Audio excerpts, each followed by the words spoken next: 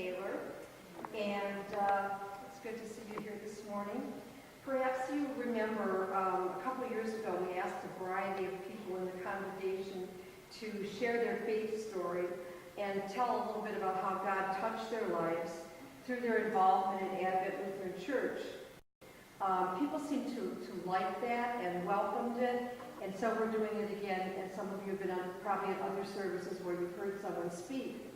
I asked the Stewardship Committee if I could share my story of faith today with you.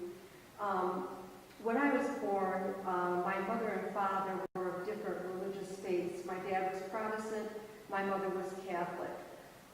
So without sharing the same religion, they didn't attend church.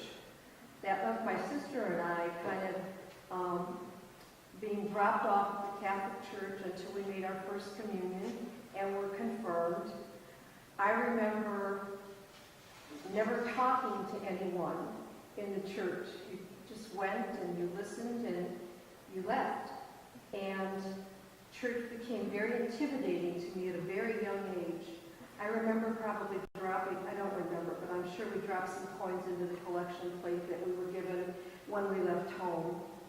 And I did have a Catholic grandmother who happened to live right across the street from St. William's Catholic Church. So when I stayed overnight at her house, she always managed to get me to church, and she was really responsible for any home religious training that I had. She taught me the Our Father, the Hail Mary, the Apostles' Creed, and that's where I got my basics. And I thank her to this day for giving me some type of a religious footing to start me on what would be my later journey. When I married my first husband, who died at a very early age, we were married in the Catholic Church. After he passed away some years later, Chuck and I got married. Chuck was Episcopal. So we actually started going to St. Andrews, and that's where we were married.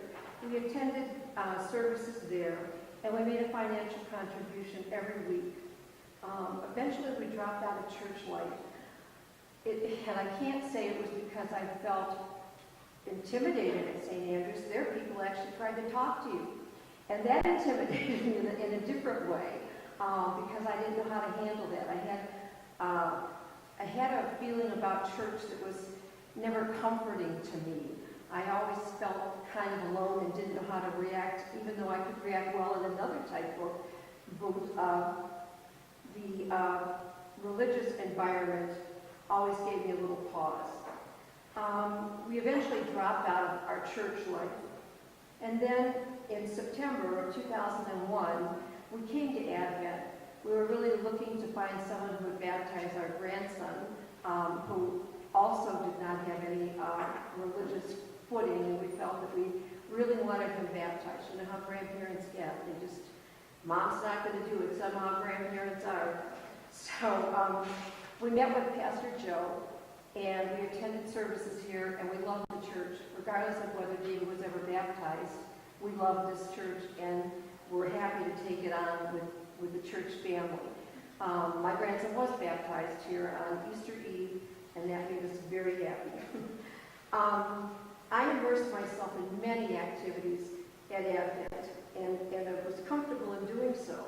I was a member of the care team, the prayer ministry, the health and wellness group, pastor intercessor, and I served on council for 6 years, 1 year as vice president, 1 year as president.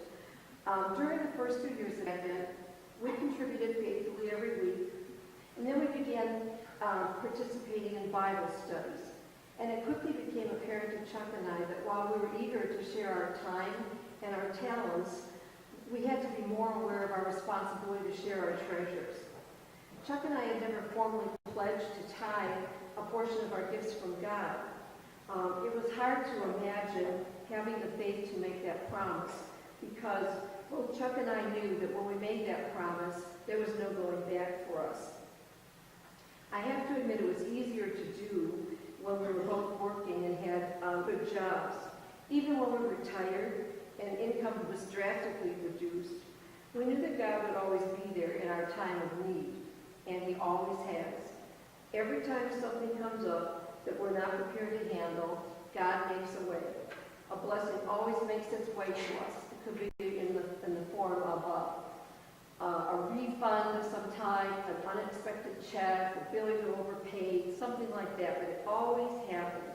And I'm sharing this story, our story, with you as Stewardship Sunday approaches. I know that many of you have already taken this leap of faith to make this promise. And to those of you who haven't yet done so, Chuck and I have seen our faith grow in Advent and in our closeness to God and our family. And I hope you'll take this journey with us. Thank you very much.